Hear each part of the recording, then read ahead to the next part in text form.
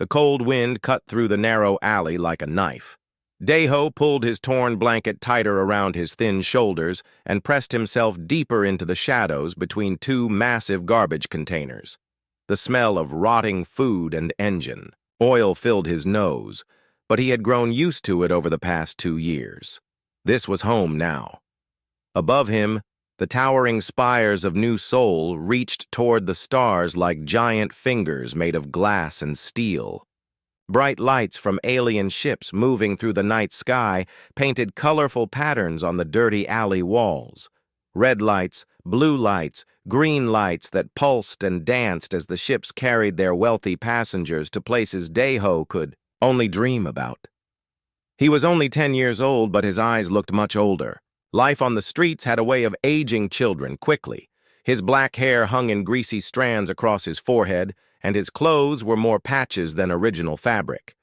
The shoes on his feet had holes that let in the cold, but they were still better than walking barefoot on the harsh concrete. Daeho reached into his pocket and counted his credits for the 3rd time that day. 15 credits. Not much, but enough for a small meal if he was careful. He had earned them by collecting discarded energy cells from the spaceport earlier. The scrap dealer had given him a fair price, which was unusual.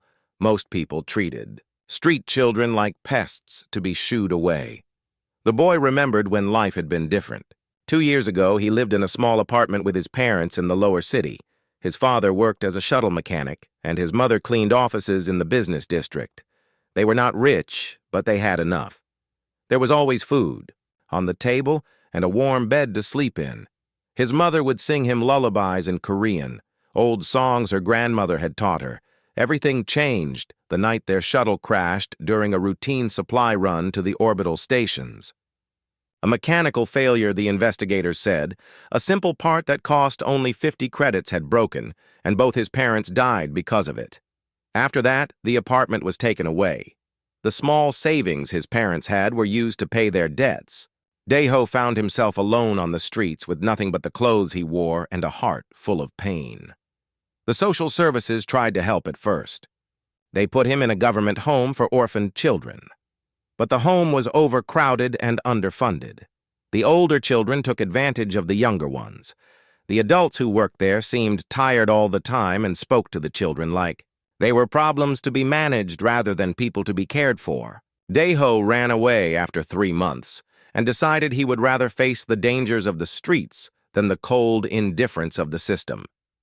Now he survived by being smart and staying invisible. He learned which areas of the city were safe and which ones to avoid. The alien districts with their fancy shops and restaurants had security drones that would chase him away if they spotted him. The industrial zones had too many dangerous machines and chemicals. The best places were the markets and the areas around the smaller spaceports where people dropped things and no one paid much attention to a small boy picking through the garbage. Daeho had also learned which people might help him and which ones would hurt him. Most humans ignored him completely, too busy with their own lives to notice one more homeless child. Some aliens were curious about human children but kept their distance. A few people were genuinely kind. There was an old woman named Mrs. Kim, who ran a noodle stand near the transport hub. Sometimes she would give him leftover soup when she was closing for the night. There was also a young maintenance worker named Sung Ho who would warn him when security sweeps were coming through the area. But mostly, Daeho was alone. The sound of his stomach growling reminded him that he had not eaten since yesterday morning. He stood up slowly, his joints stiff from sitting in the cold alley for hours. Maybe he could find Mrs. Kim and see if she had any extra food tonight. The noodle stand was a 20-minute walk through the safer parts of the lower city. As he stepped out of the alley, Daeho heard something strange. It was not the usual sounds of the city at night, not the hum of air traffic or the distant noise of machinery. This was different. It sounded like someone in pain, like an animal that had been hurt. The sound seemed to be coming from the direction of the high-tech district. Daeho hesitated. The high-tech district was dangerous for street children. Security was tight there because that was where the wealthy aliens conducted their business. The buildings were tall and sleek, full of expensive shops and offices. The few times he had ventured into that area, security drones had chased him away within minutes. But the sound continued, and something about it made Dae-ho feel uneasy. It was a sound of real suffering, the kind that made his chest tight with worry. His mother had always taught him to help others when he could, even when helping might be difficult or dangerous. She used to say that kindness was the most important thing a person could give to the world. The boy looked toward the bright lights of the high-tech district, then back toward the dark alley that had been his shelter for the night. His stomach growled again, reminding him of his own needs. The smart thing would be to ignore the sound and go find food. Street children who got involved in other people's problems usually ended up in trouble themselves. But Dae-ho had never been good at ignoring suffering, even when it meant putting himself at risk. He pulled his blanket tighter around his shoulders and began walking toward the source of the strange sounds. His bare feet made no noise on the cold pavement as he moved through the shadows like a ghost. Whatever was making those sounds, it was in serious trouble. And despite his own difficult situation, Dae-ho could not simply walk away from someone who needed help. Dae-ho moved carefully through the empty streets toward the high-tech district. The sounds of pain grew louder as he got closer. They were not human sounds. The voice was deeper and had a strange quality to it, like someone speaking underwater. Whatever was making these noises was definitely not from Earth. The boy stayed close to the walls and avoided the bright lights from the street lamps. Security cameras were everywhere in this part of the city, their red lights blinking like mechanical eyes. But Dae-ho had learned how to move in their blind spots. 2 years of living on the streets had taught him to be invisible when he needed to be. As he turned a corner, the sounds became much clearer. Someone was definitely hurt, and they were trying to call for help. The voice kept repeating words in a language Dae-ho did not understand, but the tone was unmistakable. Fear, pain, desperation.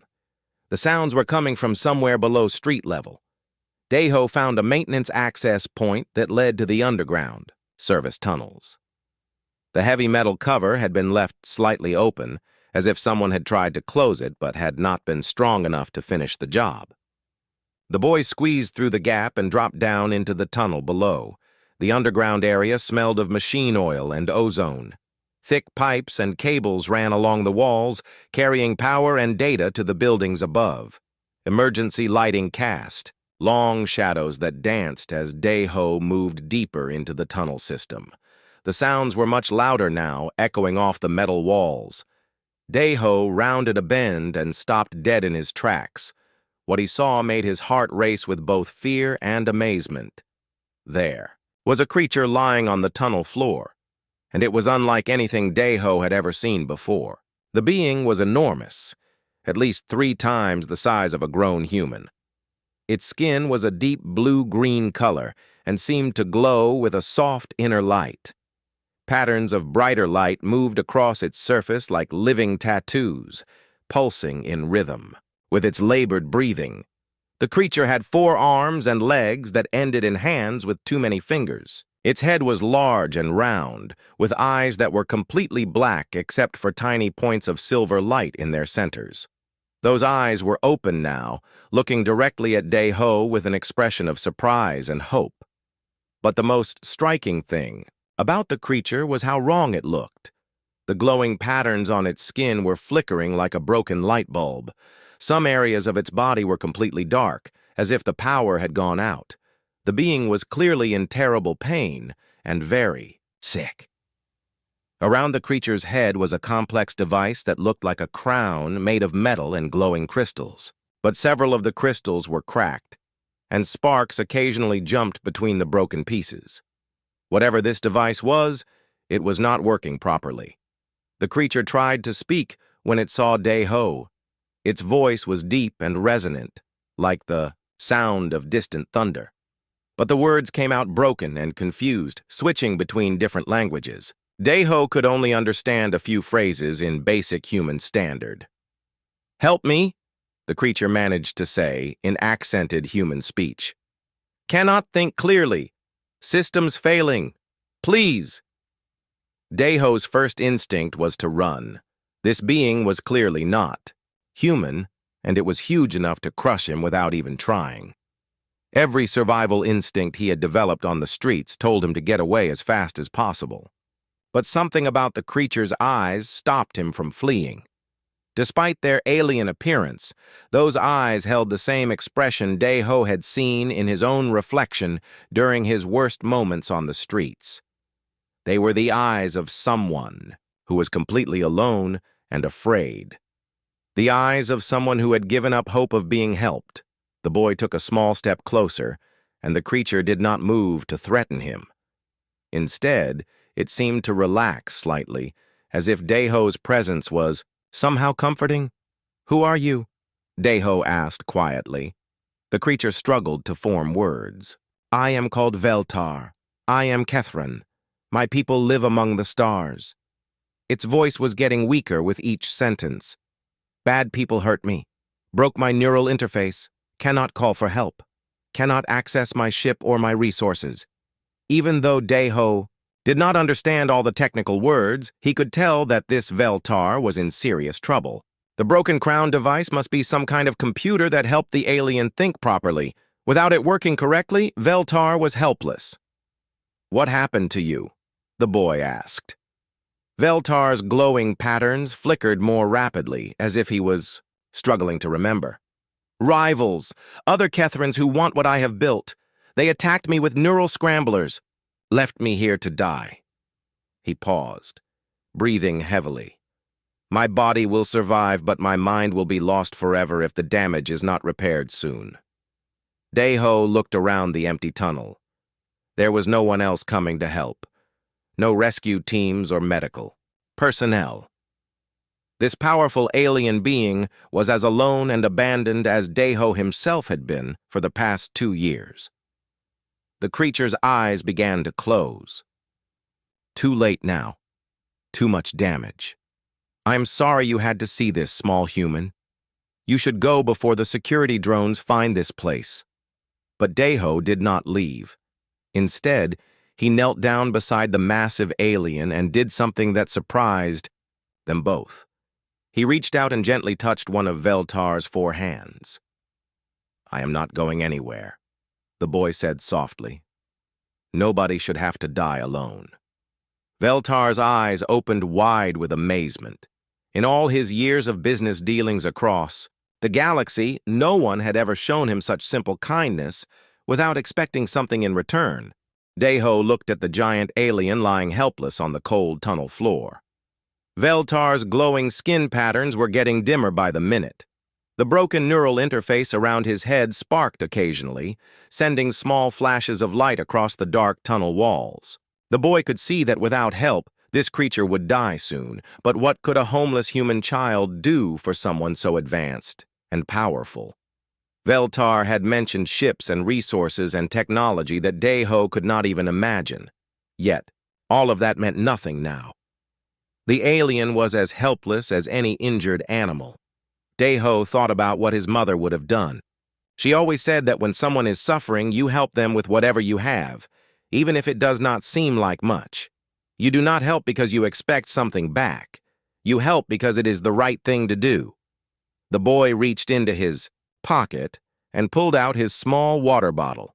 It was made of cheap plastic and contained less than half a liter of clean water. To most people in New Seoul, it would be worth almost nothing. But to Daeho, it represented hours of searching through garbage containers to find bottles he could trade for credits to buy water. "Here," he said softly, holding the bottle near Veltar's large head. "You need to drink something." Veltar looked confused. His broken neural interface was making it hard for him to understand simple concepts. "What is this?" he asked in his deep, rumbling voice. "Water," Daeho explained. "Clean water. It will help you feel better." The alien tried to lift one of his 4 arms, but could not manage it. His strength was fading as his biological systems struggled without proper neural control. Daeho carefully tipped the bottle and let some water flow into Veltar's mouth. The alien swallowed gratefully, and some of the tension seemed to leave his massive body. Next, Daeho pulled out his last nutrition bar. It was a cheap, processed food stick that tasted like cardboard, but it contained enough calories and vitamins to keep a person alive for a day.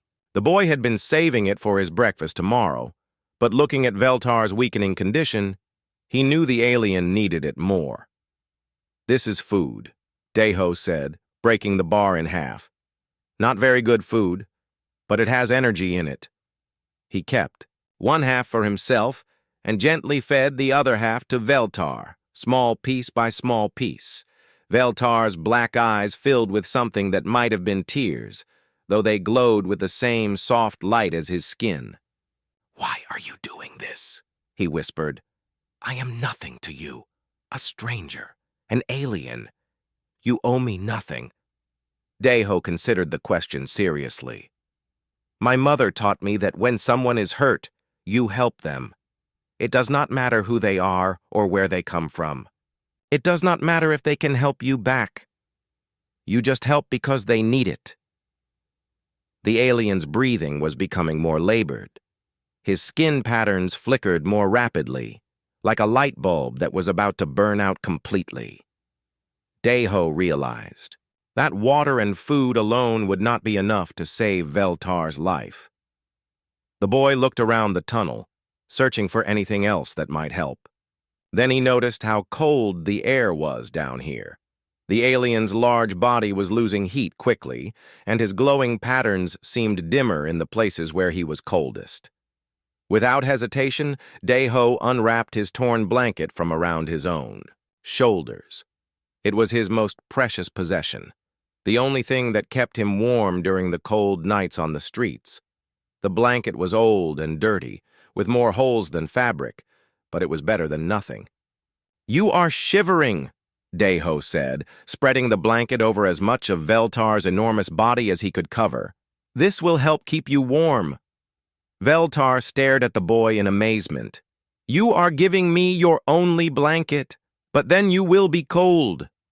"I can handle being cold," Daeho replied simply. "I have been cold before, but you are sicker than I am, so you need it more." As the warmth from the blanket began to help Veltar's circulation, something unexpected started to happen. The alien's neural interface began to respond slightly better. The sparking from the broken crystals became more regular, almost rhythmic, but Veltar was still fading. His eyes were closing more frequently, and his breathing was becoming shallow. Daeho knew that he was running out of time to help this strange creature. Then the boy remembered something his mother used to do when he was scared or hurt or could not sleep. She would sing to him. Old Korean songs that her grandmother had taught her, melodies that had been passed down through generations of mothers and children. Daeho had not sung these songs since his parents died. The memories were too painful. But looking at Veltar's suffering face, he decided that the alien needed comfort more than Daeho needed to protect his own feelings. The boy began to sing softly, his young voice echoing gently off the tunnel walls. The song was called Eoma Ui Sarang, which meant Mother's Love. It was about a mother's promise to always watch over her child, no matter how dark the world became. As Daeho sang, something miraculous began to happen.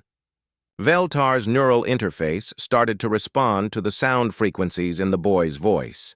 The mathematical patterns in the melody seemed to create resonance waves that helped stabilize the alien's damaged neural pathways. The sparking from the broken crystals became more organized. The flickering patterns on Veltar's skin started to pulse in rhythm with the song. For the first time since Daeho had found him, the alien looked peaceful. Daeho continued singing, holding Veltar's massive hand in his small one, sharing his warmth and his hope with a being from another world who had become his friend. Daeho had been singing for hours. His throat was dry and his voice was getting hoarse, but he did not stop. The Korean lullaby seemed to be working some kind of magic on Veltar's broken neural interface. The alien's breathing had become steady and deep, and the glowing patterns on his skin were pulsing more regularly. As dawn light began to filter down through the maintenance grates above, Veltar's eyes suddenly opened wide and clear. For the first time since Deho had found him, the alien looked truly awake and aware. The silver points of light in his black eyes were bright and focused. Veltar sat up slowly, testing his strength. His 4 arms moved properly now, and his neural interface had stopped sparking. The broken crystals in his crown device were still cracked, but somehow they were functioning well enough to restore his basic mental abilities. "The song," Veltar said in wonder, his voice much stronger than before. "How did you know that those specific frequencies would repair neural damage?" Deho looked confused. "I did not know anything about frequencies. It was just a song my mother used to sing to me. I thought it might help you feel less afraid." Veltar stared at the boy with amazement. "You saved my life with a lullaby. Do you understand what that means? My people spend fortunes on neural therapy technology, but a human child's song accomplished what our best medical equipment could not." The alien's neural interface began connecting to networks and databases across the galaxy. Information flowed back to him about what had happened during the attack and how long he had been unconscious. As the data came in, Veltar's expression grew more and more shocked. "I have been lying here for 18 hours, he said slowly. 18 hours in one of the busiest areas of New Seoul.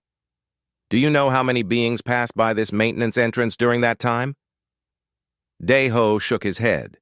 He had been focused on taking care of Veltar and had not paid attention to the sounds from the street above. "According to the security cameras, 47 individuals walked past this location while I was dying. 23 humans, 15 Kethrans like myself, 6 Zephyrians, and 3 beings from other species." Veltar's voice was filled with a mixture of sadness and wonder. "Some of them even heard my calls for help, but only one stopped. Only one small human boy who had nothing to gain and everything to lose." The alien's neural interface was now working, well enough to access his personal accounts and communication systems. Messages began flooding in from across the galaxy. Business partners, government officials, and news organizations had all been searching for him when he disappeared. "I am what your people would call a billionaire," Veltar explained to Deho. "I control shipping routes that connect 7 star systems. My company employs millions of beings and handles trillions of credits worth of trade every year. When I vanished, it caused panic in galactic markets." Deho listened with wide eyes. He had known Veltar was wealthy from his expensive neural interface, but he had not imagined the alien was one of the most powerful beings in the galaxy. "But all of that meant nothing when I was lying here dying," Veltar continued. "My wealth could not call for help when my neural interface was broken. My power could not convince anyone to care about a suffering stranger. Only your kindness could do that." Just then, they heard voices from above. Someone was calling Deho's name. The boy recognized the voice immediately. It was Ji Woo, a social worker who sometimes checked on the homeless children in the area. "Down. Here," Deho called out. "In the maintenance tunnel." Ji Woo's worried face appeared at the entrance to the tunnel. She was a kind woman in her 30s who genuinely cared about helping street children. But when she saw Veltar, her expression changed to shock and fear. "Deho, get away from that creature," she said urgently. "It might be dangerous." "He is not dangerous," Deho said firmly. "His name is Veltar, and he was hurt. I helped him get better." Ji Woo climbed down into the tunnel, moving slowly and keeping her distance from the alien. "Deho, this being is enormous. It could crush you without even trying." Veltar spoke up in perfect Korean, surprising both humans. "I would never harm the child who saved my life. Deho showed me kindness when I was helpless and afraid. He is under my protection now and always." Ji Woo's fear began to fade as she realized the alien was not threatening Deho. "You can speak our language?" "My neural interface can translate most galactic languages," Veltar explained. "I have been learning about your culture since I regained consciousness. What this boy did for me is extraordinary, even by human standards." The alien turned to Deho with an expression of deep gratitude. You gave me your water when you were thirsty. You shared your food when you were hungry. You covered me with your only blanket when you were cold. And when nothing else could heal me, you sang to me like I was your own family. Veltar's skin patterns began to glow brighter, creating beautiful waves of color across his blue-green surface.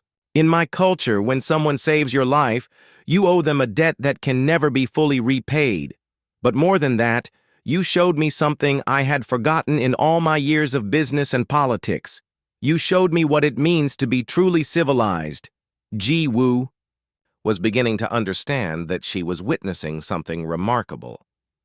Dae-ho, do you realize what you have done? The boy looked embarrassed by all the attention. I just helped someone who needed help. That is what you are supposed to do. Veltar's laughter was like distant thunder, but warm and joyful. That is exactly what makes it so special, young friend. You helped because it was right, not because you expected a reward. That is a lesson worth more than all the credits in the galaxy. News of what happened in the maintenance tunnel spread across the galaxy faster than Veltar's fastest cargo ships. Within days, every major news network was telling the story of the homeless human child who saved an alien billionaire's life, with nothing but kindness and a lullaby. But the story they told was not the one Dae-ho expected. Most alien civilizations had heard about human military strength and technological progress since Earth joined the Galactic Trade Federation. They knew humans could fight wars and build cities and travel between stars. What they had not understood was something much more important about human nature. Veltar used his vast communication network to share the story personally with leaders across the galaxy. He did not focus on his own wealth or power. Instead, he talked about a 10-year-old boy who gave away his last food and water and blanket to help a stranger who could not help him back. The response was immediate and surprising. On the mining world of Kepler 442b, a human colonist named Hana heard the story while working a 16-hour shift in the asteroid processing plant. She had been saving credits for 2 years to buy better equipment for her job.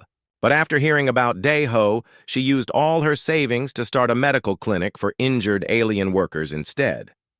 Hana's clinic became so successful that other colonies began copying her model. Within months, there were dozens of volunteer medical stations throughout the frontier systems, all inspired by a homeless child's act of compassion. On the technological world of Nova Industries, a young human engineer named Tai-min was working on advanced starship designs. After learning about Dae-ho's story, he completely changed his career focus. Instead of building faster ships for wealthy clients, he began developing life support technology specifically designed to help refugees and displaced beings from different species. Tai-min's refugee habitats were so effective that the Galactic Council officially adopted his designs for their humanitarian missions. His work directly saved thousands of lives during the next few years. Even non-human species began to change their behavior. The proud Kethran Empire, which had always valued strength and wealth above all else, started their first charity programs. Zephyrian trade guilds began including humanitarian clauses in their business contracts. 3 different alien governments created new laws protecting the rights of homeless and displaced individuals. But the most significant change happened in how different species viewed humanity itself. Before Dae-ho's story, most aliens saw humans as just another spacefaring race. Humans were good at technology and warfare, but so were many other species. What made humans special was not clear to non-human observers. Now they understood. The Galactic Trade Federation created something called the Dae-ho Protocol. It was an agreement that all member species would provide aid to those in need, regardless of their ability to pay or provide something in return. The protocol was based on the simple idea that helping others was a moral duty, not a business transaction. More than 50 different species signed the Dae-ho Protocol within the first year. It became one of the most widely accepted humanitarian agreements in galactic history. Meanwhile, Daeho himself was struggling with all the attention. Veltar had offered to make him wealthy beyond imagination, but the boy was not interested in money or fame. He was uncomfortable when people called him a hero. He insisted that he had only done what any decent person should do. "I do not understand why everyone thinks this is so special," Daeho told Ji-woo one afternoon. They were sitting in the small apartment that Veltar had quietly purchased for the boy in a safe part of New Seoul. "If you see someone who is hurt, you help them. That is just normal." Ji-woo smiled sadly. "That is exactly why it is special, Daeho. What seems normal to you is apparently very rare in the galaxy. Most beings only help others when they expect something in return." The boy looked out his window at the busy streets below, where humans and aliens worked and lived together. "That sounds like a sad way to live." "It is," Ji-woo agreed, "but you are helping to change that." Veltar visited often, bringing news from across the galaxy about the programs and changes inspired by Daeho's actions. The alien had become humanity's strongest advocate in the Galactic Council, often reminding other species that true civilization should be measured by compassion, not conquest. "Your people have a gift," Veltar told Daeho during one of these visits. "Other species can learn to copy human technology or human military tactics. But this ability to care for strangers without expecting reward, this is something that must come from the heart. It cannot be programmed or taught through normal education." Daeho was still not convinced he had done anything extraordinary. "My mother always said that we are all connected, even if we look different or come from different places. When someone else suffers, part of us suffers too. When we help them feel better, we feel better as well." Veltar's skin patterns glowed with warm colors as he considered these words. "Your mother was very wise. I wish I could thank her personally." "You can," Daeho said quietly. "Every time you help someone who cannot help you back, you are thanking her. Every time someone else does the same thing because they heard our story, you are thanking her." As the months passed, reports continued to arrive from across the galaxy. The ripple effects of one small boy's kindness were spreading farther and wider than anyone had imagined. Entire civilizations were reconsidering their values and priorities.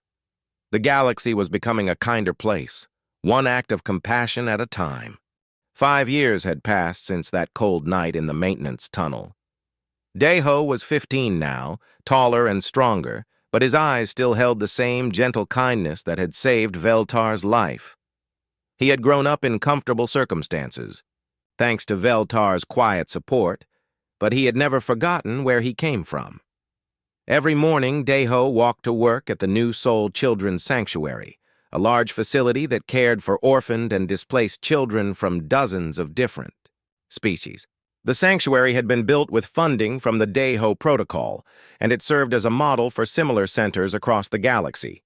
The boy who had once been homeless now spent his days helping others who faced the same struggles he had overcome. But he did not work there because he felt obligated to help.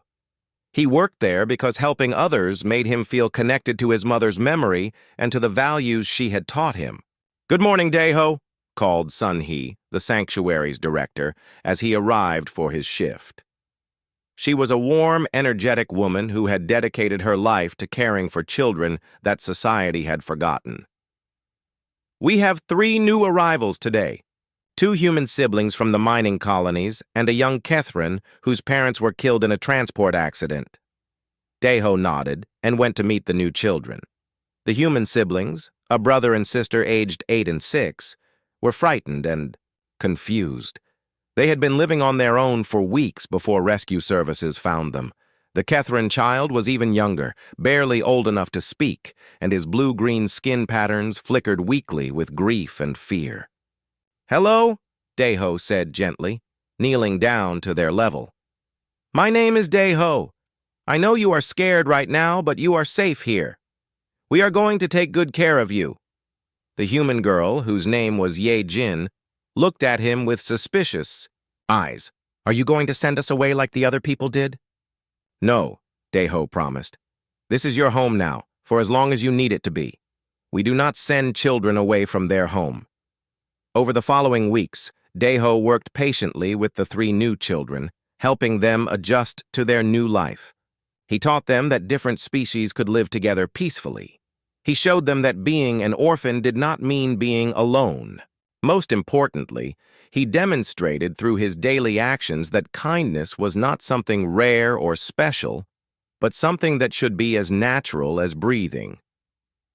The young Kethran, whose name was Minho, was particularly drawn to Daeho. The alien child had never met a human before, but he felt safe with the teenage boy who spoke softly and never seemed to get angry, even when Minho made mistakes or had emotional outbursts. One evening, as Daeho was helping Minho prepare for sleep, the young Kethran asked him a question that made him stop and think.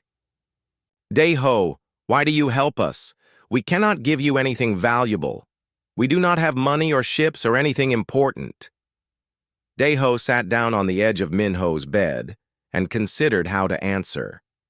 It was the same question that reporters and politicians and alien dignitaries had been asking him for 5 years. Why did humans help others without expecting something in return? Do you remember your parents? Daeho asked gently. Minho's skin patterns flickered with sadness, but he nodded. They loved me very much. Did they love you because you could give them something valuable? Did they take care of you because you had money or ships or anything important? The young alien thought about this seriously. No, they loved me just because I was their child. That is right, Daeho said with a smile. Love does not need a reason. Kindness does not need a reward. When we see someone who needs help, we help them, because that is what love looks like when it meets a stranger. Minho's skin patterns began to glow with brighter, happier colors. So you help us because you love us, even though you did not know us before we came here? Exactly, Daeho confirmed. That is what my mother taught me, and what her mother taught her, and what mothers and fathers have been teaching their children since humans first learned to take care of each other. As Minho drifted off to sleep, Daeho quietly began to hum the same Korean lullaby that had saved Veltar's life years ago.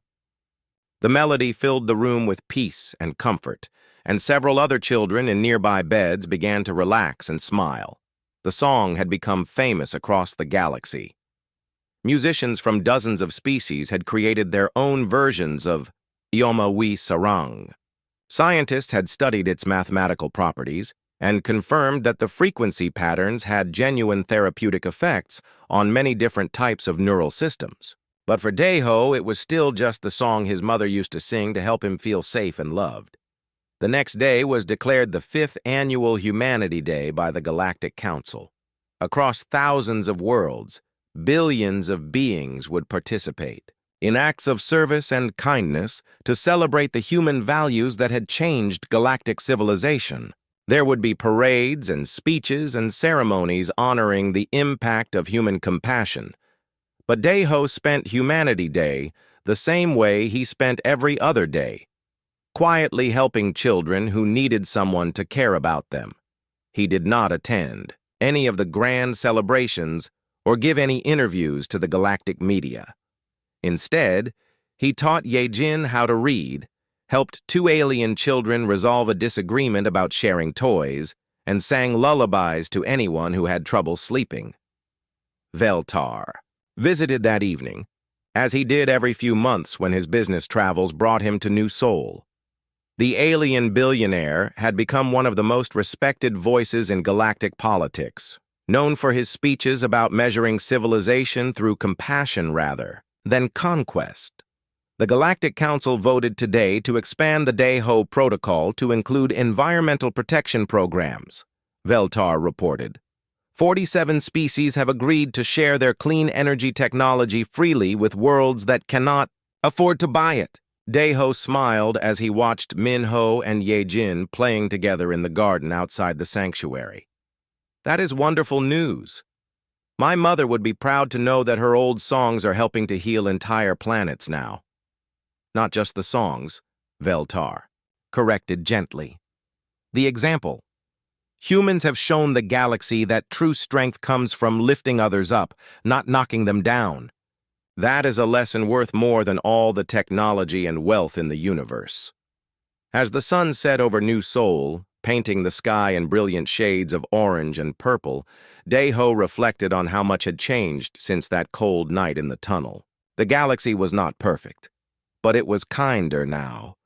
Children like Min-ho and Ye-jin would grow up in a universe where different species helped each other, not because they had to, but because they wanted to. And somewhere among the stars, the simple truth that a homeless human child had demonstrated was continuing to spread, one act of kindness at a time.